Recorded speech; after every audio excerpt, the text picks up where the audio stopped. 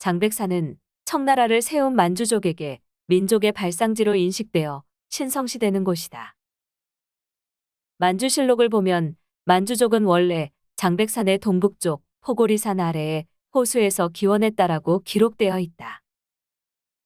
만주는 원래 장백산의 동북쪽 포고리산 아래 포르콜이라고 하는 호수에서 일어났다. 이 포고리산 아래 호수에 새 선녀가 목욕하러 왔다가 셋째 불고륜이 신령스러운 새가 물고 온 붉은 열매를 먹고 잉태한 뒤에 만주족의 시조인 아이신 교로 포고리 옹순을 낳았다고 한다. 그런데 시조 탄생 신화에서 장백산은 주요 장소가 아닌 보조 장소로서 등장한다. 기록만 보면 만주족의 발상지는 장백산이 아닌 포고리산이 되어야 한다. 청나라 건국 신화에 등장한 장백산은 만주실록을 편찬하는 과정에서 만주족과 청의 시조를 신성시하려는 의도로 첨가된 것으로 보인다. 1667년 청나라 강희제는 내대신 우먼어에게 조상의 발상지를 찾는다는 명목으로 장백산을 탐사하라고 명령했다. 청의 4대 임금인 강희제는 만주족의 발상지로 전해오던 장백산에 관심이 많았다. 장백산은 조정의 발상지인데 지금은 그 위치를 확실하게 아는 사람이 없다. 너희들은 먼저 오라를 지키는 장군초로 가서 길을 잘 아는 사람을 뽑은 다음 그를 길잡이 삼아 상세히 살펴보고 술과 음식을 올리고 제사를 지내도록 하라. 여기서 놀라운 사실은 후금이 건국된 지 겨우 반세기가 조금 지났는데도 불구하고 자신들의 발상지인 장백산의 위치를 몰랐다는 사실이다. 청의 조사관들은 현재의 백두산을 장백산이라고 보고했고 강희제는 백두산을 장백산으로 확정했다. 결국 1712년 백두산 정계비가 설치되었고 백두산은 장백산이 되었다. 이것은 당시 강대국이었던 청의 일방적인 조처였다. 장백산의 어원은 만주어로 괴리만 쌓의 날인이라고 부른 데서 시작된 것이라고 한다. 즉 괴리만은 길다는 뜻이고 쌓에는 희다, 아리는 산을 의미한다. 이 말은 큰 흰산 또는 긴 흰산이라는 뜻으로 이를 진화의 문자로 번역한 것이 바로 장백산이다. 장백산은 예로부터 불암산, 단단대령, 개마대산, 태백산, 도태산, 백산, 장백산 등 다양한 이름으로 불렸다. 어느 시점부터 장백산은 오늘날의 백두산으로 비정되었고 우리는 이 장백산이 태초부터 지금까지 백두산이었다는 굳은 믿음으로 모든 역사를 해석하고 있다. 그 결과 우리 민족의 영역에 관한 연구는 모두 여기에 맞춰지고 있다. 앞에서 언급했다시피 장백산이 현재의 백두산을 지칭하게 된 시점은 조선 후기, 청나라 이후라는 사실을 주목할 필요가 있다. 여러 기록과 고지도를 살펴보면 고려나 조선 전기에는 장백산과 백두산을 서로 다른 산으로 인식하고 있었다. 고대 기록에는 장백산을 어떻게 기록하였는지 확인해 보자. 후한서 동옥저 열전에는 다음과 같이 기록되어 있다. 동옥전은 고구려 개마대산의 동쪽에 있다. 개마는 현 이름으로 현도군에 속하며 그 산은 지금의 평양성 서쪽에 있다. 평양은 곧 왕엄성이다. 이 기록은 현재의 평양이 고구려의 평양이고 개마고원이 개마대산이라는 기존의 통설과 어긋나는 기록이다. 백두산과 개마고원은 평양의 동북쪽에 있다.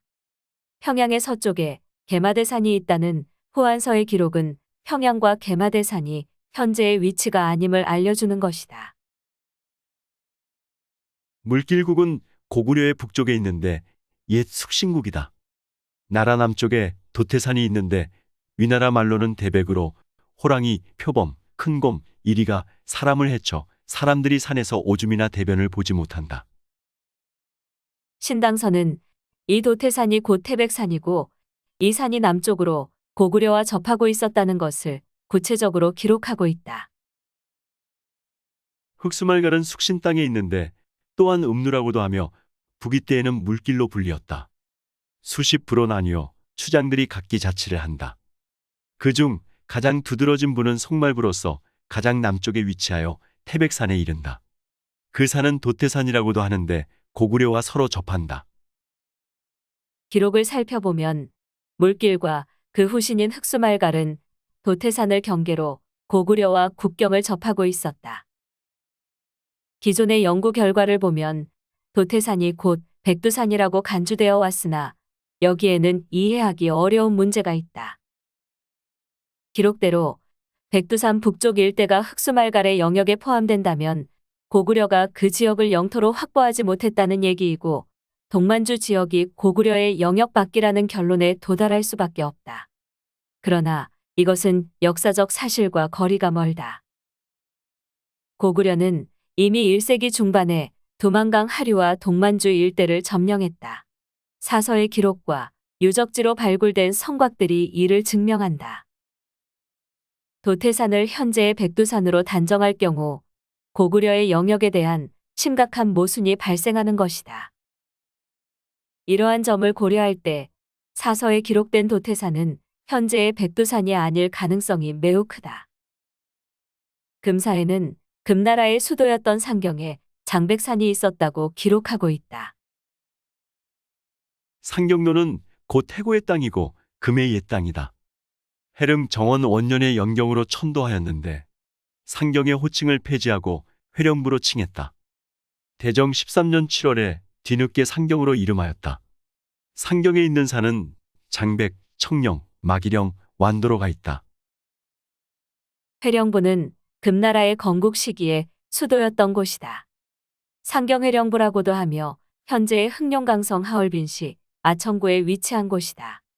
상경로 전반에 대한 설명으로 장백산을 언급하고 있으며 상경로 중에서도 회령부 회령현에 장백산이 있다는 것을 말하고 있다. 하얼빈시 아천구와 백두산은 동일 지역으로 묶일 거리가 전혀 아니다. 아천구와 백두산의 거리는 400km 이상 떨어진 거리다. 원일통지, 명일통지 같은 진화의 역대 지리서는 회령부 남쪽 60리에 장백산이 있었다고 말하고 있다. 장백산은 삼만위의 동북쪽 천여리에 있으며 옛 회령부 남쪽 60리에 있는데 횡으로 천리에 뻗쳤고 높이는 200리이며 그 산 꼭대기에는 80리에 이르는 연못이 있다. 장백산이란 말은 금나라 이후에 나온 말이다. 이 말은 긴 백산을 의미한다. 원나라와 명나라 때에는 대백산, 태백산이라는 신성한 의미보다는 그저 막연하게 길고 큰 백산을 장백산으로 부르기 시작했다. 또한 장백산 정상에 연못이 있다는 기록은 명나라 이전까지는 보이지 않던 기록이다. 백두산과 장백산이 같은 산 이름이 아니라는 것은 청나라의 족보격인 만주원류고에서 말하는 청의 근거지에 대한 기록을 보면 알 수 있다. 우리 조상은 장백산 동쪽 악다리성에 살았으며 나라 이름을 만주라 하였다. 장백산 동남 아마케 아타리에서 삼성의 사람들이 포고리 용순을 함께 받들어 군주로 삼았다. 나라 이름을 만주라고 하였으나 명나라에서는 건주라고 이름을 잘못 알았다. 만주족은 자신들의 거주지였던 악다리성을 장백산의 동쪽이나 동남쪽으로 기록했다. 그런데 진화의 정보와 학계는 관련 사료와 유물을 검토했을 때 도나의 오동성이 청조의 발상지인 악다리성이라고 발표했다. 백두산의 동쪽에 있어야 할 악다리성이 백두산의 북쪽에 있었다고 발표한 것이다. 천하고금 대총편람도는 김수홍이 당나라 두우의 통정과 대명일 통지 등을 참조하여 1666년에 제작한 청나라 중심의 동아시아 지도이다. 이 지도에는 두만강과 압록강 사이에 백두산이 있고 중국의 동북쪽 만리장성 북쪽에 장백산이 있다. 지도에서는 장백산의 수원이 동북쪽 송화강으로 흘러 흑룡강을 지나 동해로 나가는 모습이다. 김수홍이 1673년에 제작한 조선팔도 고금총남도도 백두산과 장백산이 별개의 산으로 그려져 있다. 김수홍이 백두산과 장백산을 서로 다른 산으로 인식하고 있었음을 알 수 있다. 놀제 양성진은 조선 전기의 문신이자 학자로서 성리학자로는 드물게 민족시조로서의 단군과 조선 왕조의 자주성을 강조했던 인물이다. 양성지가 성종에게 올린 상소에는 조선 전기의 영토를 짐작할 수 있는 내용이 실려 있다. 조선이 요수의 동쪽, 장백산의 남쪽에 있으며 지역의 넓이가 만리라는 것이다. 생각컨대 우리나라는 요수의 동쪽, 장백산의 남쪽에 있어서 삼면이 바다와 접하고 한쪽이 육지에 연달아 있으며 지역의 넓이가 만리나 됩니다. 조선 전기의 요수를 요하라고 비정한다면 장백산은 현재의 백두산을 말하는 것일까? 지금까지 우리는 압록수와 장백산을 오늘날의 압록강과 백두산의 위치로 고정하여 해석하였다. 그러나 많은 연구가는 여러 사료를 통해 압록강과 장백산의 위치가 고정되지 않고 이동되었다는 것을 밝히고 있다. 그 위치가 이동되었다면 기존에 고정된 위치로 해석된 것은 재검토되어야 한다.